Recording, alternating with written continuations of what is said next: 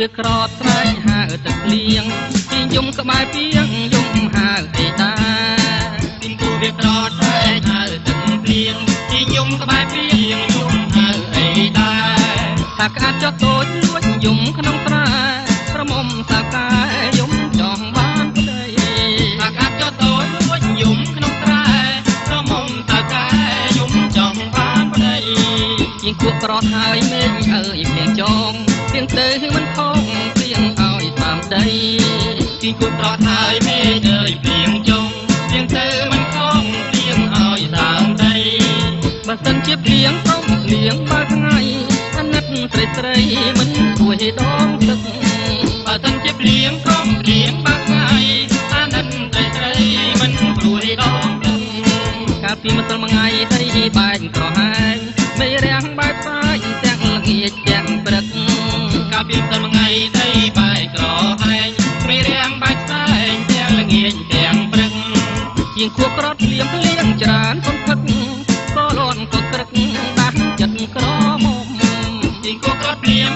ច្រើនសន្ធឹកក៏លន់ក៏ក្រឹកដាស់ចិត្តក្រមុំចង់បានត្រីក្មេងក្រែងគេមិនស្នេហ៍លាក់ដល់សៅកាម៉ែស្រែកថាគុំ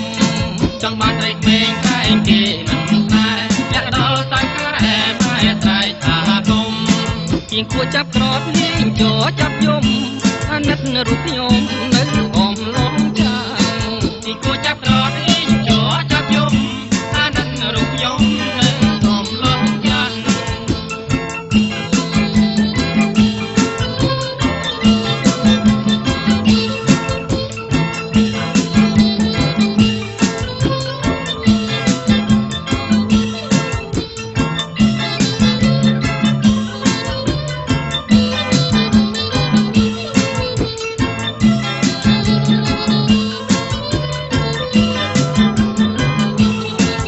ពីម្សិលមួយថ្ងៃដីបែកក្រហាយមេរាំងបែកផ្សាយទាំងល្ងាចទាំងព្រឹក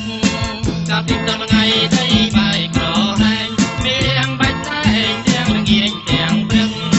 ជាងគួរក្រត់លៀងច្រើនបំផឹក